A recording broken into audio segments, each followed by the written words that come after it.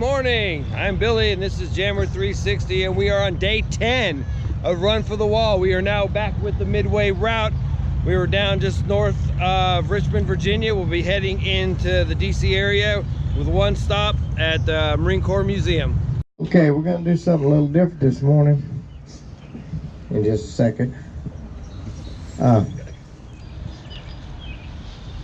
First of all, how many of you signed up this morning or yesterday?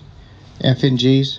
FNGs are signed up FNGs are signed up in Virginia. Okay. If you come forward and you want to go into Arlington and you're an FNG, we will get you a band for your motorcycle so that you may be able to ride into Arlington. And Tumbleweed, if you'll come forward, we'll get you one with the MIA individual that you're riding with. Get with Sassy. Sassy, where's she at? She's got them for you. She's right there. That will get you into Arlington. Stay right here. Okay. Now, all FNGs, we're going to do something different this morning. First of all, we're going to start off with Gold Star. Gold Star families, please come forward.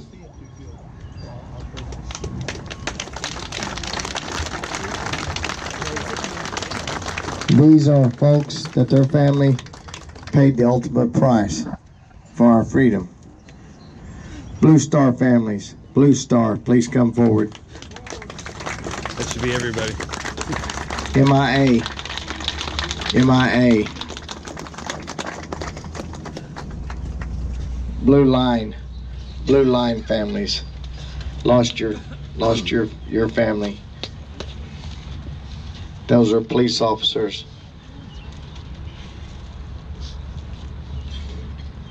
Let me tell you something. These police officers put their lives on the line, just like our soldiers do. And this gentleman right here, his son was Iraq vet, Afghanistan. Okay, and then we have another active military.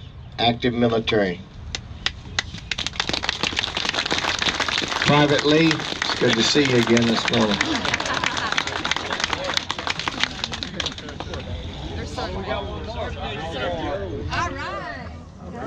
Hoorah.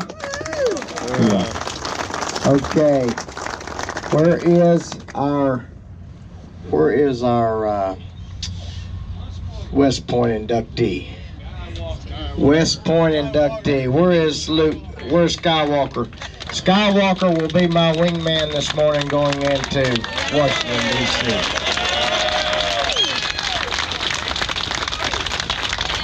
If you haven't had an opportunity to ride with this young man, if you get a chance, you need to do it. He rides very well. On a sporty. On a sporty. He is squared away. Absolutely.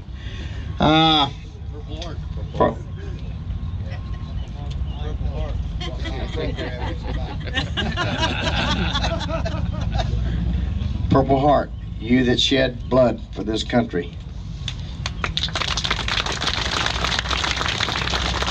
Purple Heart.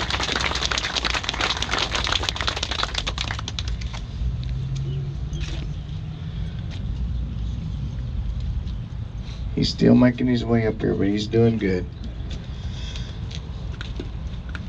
What do we say? Thank you. All you FNGs, come on up. We are family. We're family. Turn around and face. You don't have to turn around. You're facing them. They're right here. All you military. Everybody that served in the military in our country, come on up. We're family. We're close. We love each other. This is what I want to see today going into D.C., Arlington. You look after each other. This is your brother. This is your sister. This is why we ride. And I hope to see a lot of you next year. I really, really do. And those of you that will be here next year, I guarantee you're going to have a good route coordinator. He'll do a great job. So, thank you. You guys can go back out now. High maintenance. Our dear Ambassador Lead has been doing the bio, and she told you how she was able to keep it straight. Because there's no way I could do it. I promise you, I'd be crying like a baby.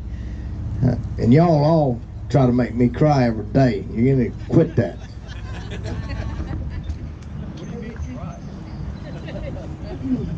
This morning I have a bio that was given by one of the writers to me yesterday. If he would come up and stand here while I do this bio. Come on.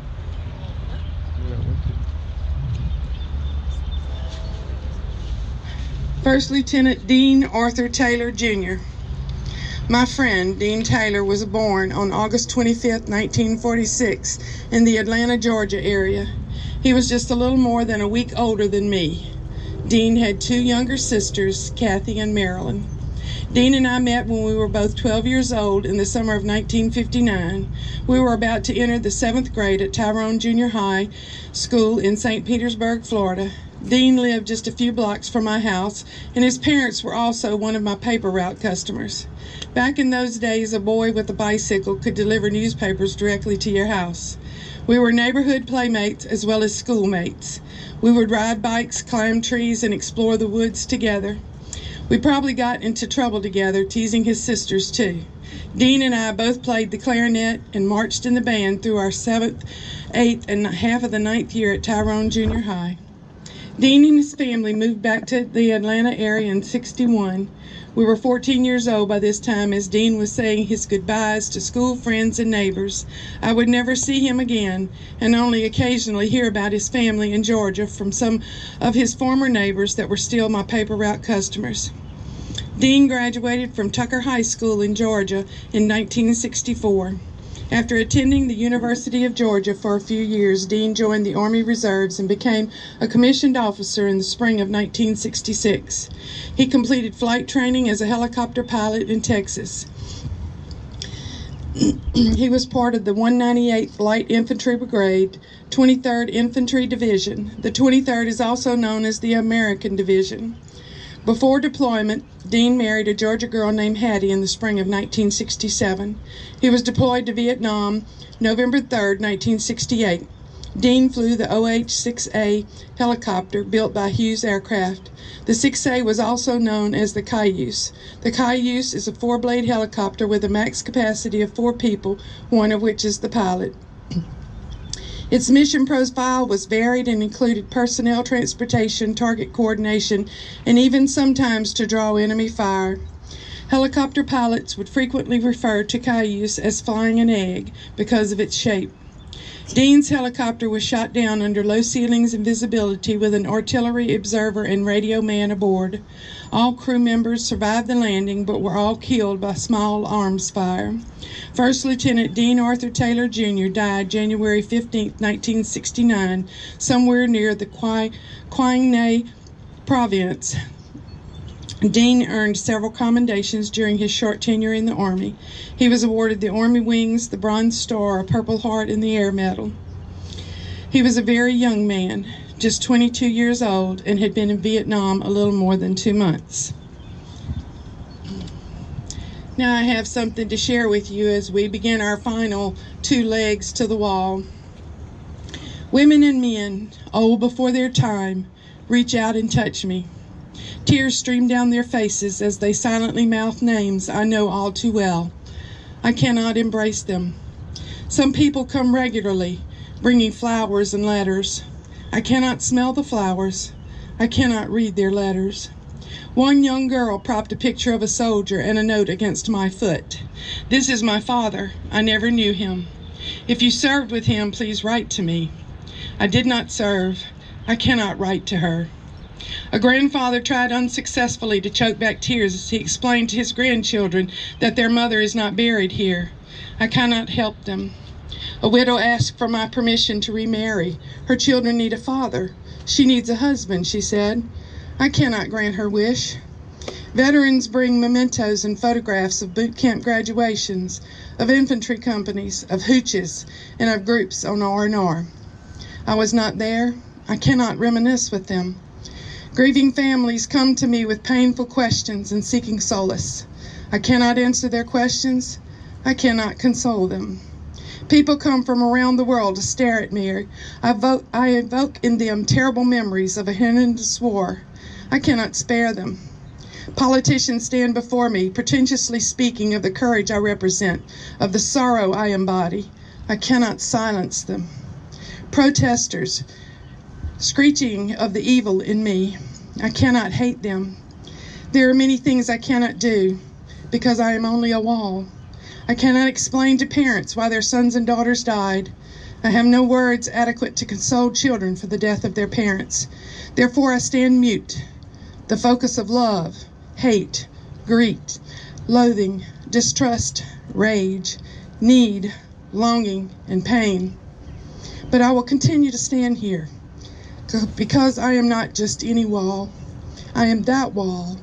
I am the wall.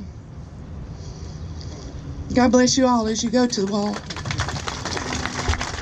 Yeah, so that's the morning brief, and this is the first year that I wasn't able to go up there when they said active duty. For the last 13 years, I was still wearing uniform, and this is my first year on the ride not.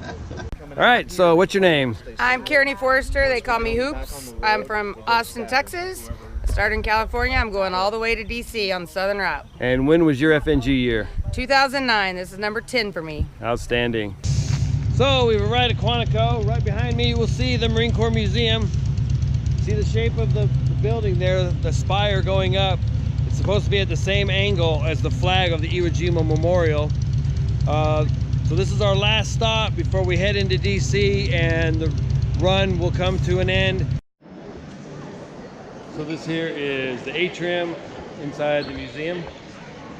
So there's the spire we saw from the outside.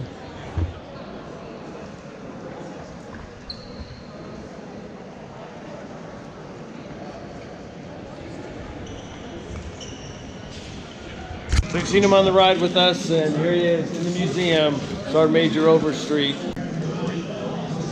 Ah, the dreaded yellow fake print.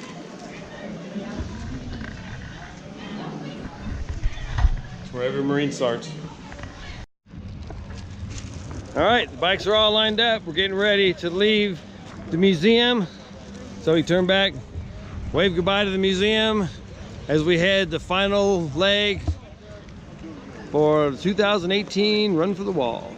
All right, so what's your name? I'm Gary Bird, aka Shepherd. And where are you from? I'm from Amarillo, Texas. And when was your FNG year? 2005. Same as mine. How about that? And how far are you going? All the way. Outstanding. Here they come. This is the Midway route.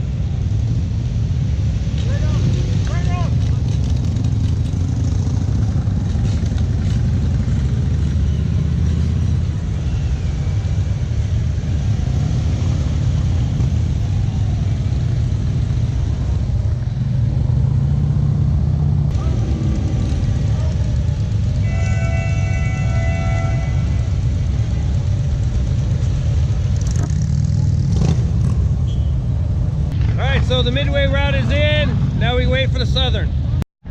And here comes the Southern route.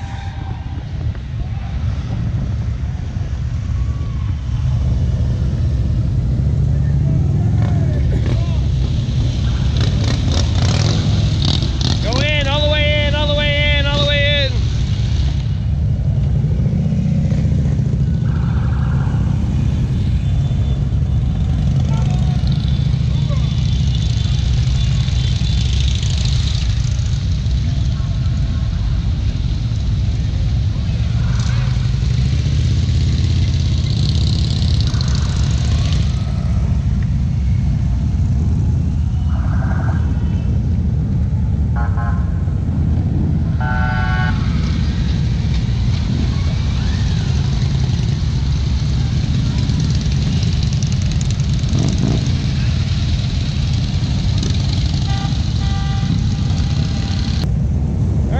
So the southern route is now home. Now we wait for the central route. All right, and last but not least, here comes the central route.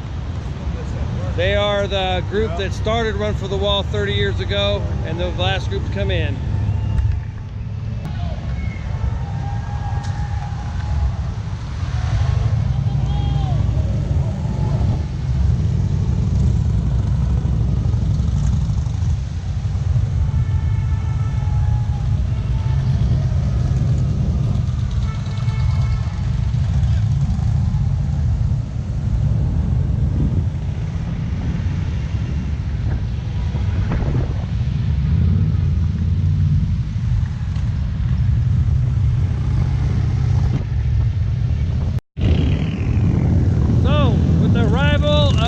Central route, the riding part of Run for the Wall has come to an end. Tomorrow we will head down to the wall and we will lay the end of the mission plaques, and then the mission of Run for the Wall will be completed.